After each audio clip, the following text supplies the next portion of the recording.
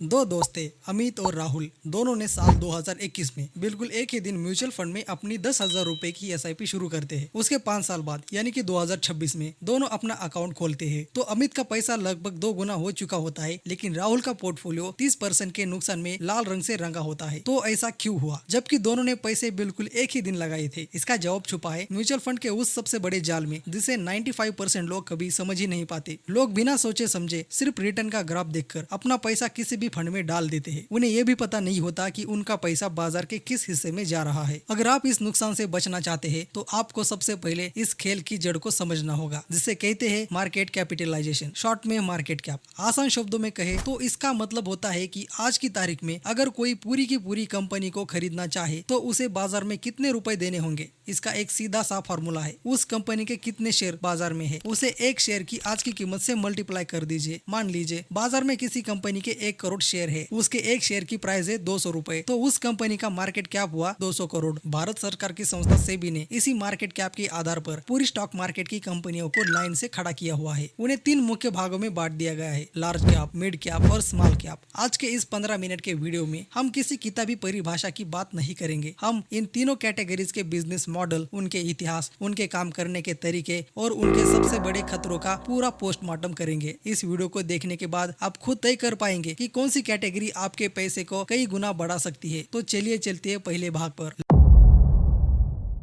Large cap क्या होता है और उसे ये नाम क्यों मिला है? हमारे शेयर बाजार में रैंक 1 से लेके 100 तक की जितनी भी कंपनियां आती है उन्हें लार्ज कैप कहा जाता है। इन्हें लार्ज यानी कि महाकाय इसलिए कहते हैं क्योंकि इनमें से हर कंपनी की बाजार में कुल कीमत कम से कम 60,000 करोड़ से ज्यादा होती है और इन्हें ब्लू चिप के नाम से भी जाना जाता है। कई कंपनियां जैसे कि रिलायंस और टाटा, ये तो कई लाख करोड़ की है। यह कंपनियां काम क्या करती है? इनका काम किसी एक शहर या राज्य तक सीमित नहीं होता, बल्कि पूरे देश की इकोनॉमी को चलाती है। आप सुबह उठने से लेकर रात को सोने तक जिस ब्रांड से घिरे हैं, जैसे आपके फोन का जियो नेटवर्क, आपके घर की टाटा की गाड़ी या आपका एचडीएफसी बैंक का अकाउंट, ये सब लार्ज कैप है। इनका बिजनेस मॉडल पूरी तरह से सेट हो चुका है। इन्हें बाजार में टिकने के लिए संघर्ष नहीं करना पड़ता, बल्कि बाजार इनके इशारों पर चलता है। इसकी हिस्ट्री और सबसे बड़ी ताकत क्या है? पिछले 40 साल का इतिहास उठाकर देख लीजिए। जब भी देश पर कोई भारी आर्थिक संकट आया, जैसे 2008 की मंदी या 2020 का लॉकडाउन, तब देश के हजारों छोटे बिजनेस रातों रात बंद हो गए। लेकिन लार्ज कैप टाइटन्स कभी बंद नहीं हुए, क्योंकि इनके पास हजारों लाखों करोड़ों रुपए कैश रिजर्व होता है। अगर इन्हें साल 2 साल का नुकसान भी झेलना पड़े तब भी ये आराम से टिके रह सकते हैं। इसलिए इनकी सबसे बड़ी ताकत होती है स्टेबिलिटी और सिक्योरिटी। लेकिन इसका भविष्य और कड़वा सच क्या है? भविष्य की बात करें तो ये कंपनियां कभी गायब नहीं होंगी, क्योंकि इनके पास इतना सारा पैसा है कि बाजार में कौन सी भी नई टेक्नोलॉजी आती है तो उसे ये खरीद लेते हैं। टाटा अब सेमीकंडक्टर बना रहा है, लेकिन यहाँ एक बहुत बड़ा कड़वा सच है जो आपको समझना होगा, क्योंकि ये कंपनियां आपके पैसों को रातों रात 5 गुना या 10 गुना नहीं कर सकती। जैसे कि एक हाथी कभी चीते की रफ्तार से नहीं दौड़ सकता। यह फंड आपको साल का कम से कम 12 से 14% का रिटर्न स्थिर और सुरक्षित दे सकता है। तो ये लार्ज कैप फंड किसके लिए अच्छे हैं? ये उन लोगों के लिए सबसे बेहतरीन है जो अपनी मेहनत की कमाई को खोना नहीं चाहते। अगर आपकी उम्र 40 से ज्यादा है या आप अगले 3 से 5 साल में कोई बड़ा काम करना चाहते हैं, तो आप जरूर लार्ज कैप की तरफ बढ़ सकते हैं।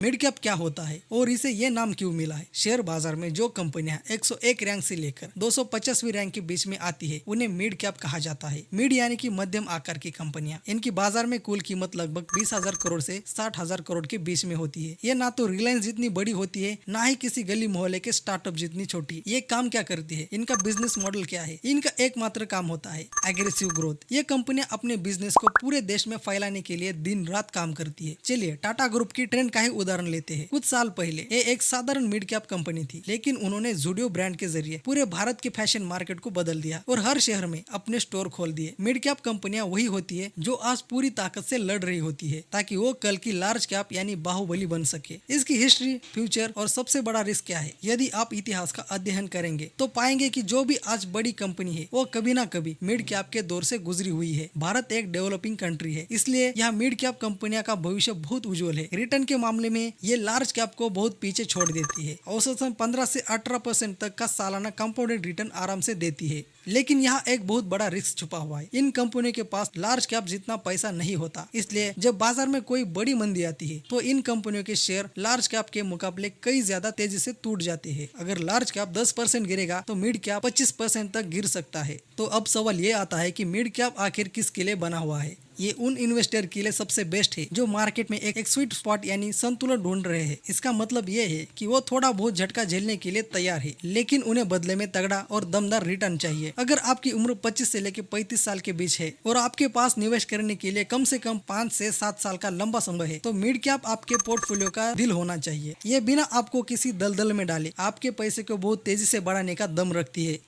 स्मॉल कैप क्या होता है और इसे ये नाम क्यों मिला? अब आते हैं उस सबसे खतरनाक और रोमांचक हिस्से पर जहां आजकल के युवा रातों रात अमीर बनने का सपना लेकर सबसे ज्यादा भाग रहे हैं। स्मॉल कैप फंड बाजार में 251 रैंक के बाद आने वाली जितनी भी छोटी और नई कंपनियां हैं वो सब इसमें शामिल होती है। इनकी कुल कीमत 20,000 करोड़ से कम होती है और कई तो सिर्फ 1,000 या 2,000 करोड़ की ही होती है। यह कंपनियां काम क्या करती है? यह कंपनियां आमतौर पर किसी एक बहुत ही खास सेक्टर या किसी एक ही प्रोडक्ट पर काम करती है। उदाहरण के लिए कोई ऐसी छोटी कंपनी जो केवल ड्रोन के विंग्स यानी कि पंख बनाती है, या कोई ऐसी केमिकल कंपनी जो किसी खास बीमारी की दवा का बेस मटेरियल बनाती है, जिनका बिजनेस बहुत छोटा होता है। इसीलिए इन्हें सरकार से या किसी विदेशी कंपनी से एक भी बड़ा कॉन्ट्रैक्ट मिल जाए तो इनका मुनाफा रातों रात 10 गुना बढ़ जाता है। इसकी हिस्ट्री, फ्यूचर और सबसे बड़ा जानलेवा खतरा क्या है? स्मॉल कैप का इतिहास बहुत ही डरावना और जादुई रहा है। यहाँ कई कंपनियों ने इन्वेस्टर के पैसे को 5 साल में 20 गुना तक किया है, जिसे हम मल्टी बैगर कहते हैं। लेकिन अब इसका वो काला सच सुनिए जो कोई म्यूचुअल फंड डिस्ट्रीब्यूटर आपको कभी नहीं बता दे। इसे कहते हैं लिक्विडिटी रिस्क। जब शेयर मार्केट में कोई बड़ा क्रैश आता है तो लोग डर के मारे अपने पैसे निकाल के भागते हैं। ऐसे समय में इन छोटी कंपनियों के शेयर्स को बाजार में खरीदने वाला कोई नहीं मिलता। इनके शेयर्स में लोअर सर्किट लग जाता है, यानी आप चाहकर भी अपना फंड बेच नहीं पाएंगे और आपका पूरा पैसा हमेशा के लिए फंस जाएगा। इसके अलावा इन पर कर्ज बहुत ज्यादा होता है, जिससे मंदी के समय इनके बंद होने का खतरा सबसे ज्यादा होता है। तो स्मॉल कैप किसके लिए सबसे अच्छा है? ये कैटेगरी सिर्फ और सिर्फ उन लोगों के लिए बनी है जिनका जिगर लोहे का हो। अगर आप अपने 1 लाख को अपनी आंखों के सामने 50,000 रुपए होते देखकर भी शांत रह सकते हैं, आपकी उम्र बहुत कम है और आपके पास कम से कम 7 से 10 साल का समय है, तब इसमें कदम रखें। अगर आप सोच रहे हैं कि अगले साल बाइक या आईफोन लेने के लिए इसमें पैसा लगा दे, तो आप जुआ खेल रहे हैं। ये आपको अमीर बना सकती है, पर आप में हर तूफान को झेलने का सब्र हो। आज की इस पूरी गहरी रिसर्च का फाइनल निष्कर्ष क्या है? कौन सी कैटेगरी सबसे ज्यादा पैसा बना कर देगी? अगर आपका समय बहुत लंबा है और आप बहुत बड़ा रिस्क ले सकते हैं, तो स्मॉल कैप से ज्यादा रिटर्न कोई नहीं दे सकता। अगर आपको सुरक्षित और बहुत तेज वेल्थ बनानी है तो मिड कैप सबसे बेस्ट है। सिर्फ अपनी अमाउंट को सुरक्षित रखना है और बिना टेंशन के बढ़ना है, तो लार्ज कैप का कोई मुकाबला नहीं है। एक समझदार इन्वेस्टर कभी भी अपना सारा पैसा किसी एक ही फंड में नहीं डालता। वो हमेशा रिस्क के हिसाब से एक संतुलित पोर्टफोलियो बनाता है। उम्मीद है कि आज के बाद आपको अपने पैसों को सही जगह लगाने में कोई दिक्कत नहीं आएगी। अगर इस वीडियो की डीप रिसर्च से आपको सच में कुछ नया सीखने को मिला हो तो अभी इस चैनल को लाइक कीजिए, चैनल को सब्सक्राइब कीजिए और अपने दोस्तों के साथ शेयर भी कीजिए। और मुझे नीचे कमेंट करके जरूर बताइए कि आपकी एसआईपी अभी किस फंड में चल रही है। मिलते हैं अगले शानदार वीडियो में, तब तक के लिए कीप इन्वेस्टिंग, कीप ग्रोइंग।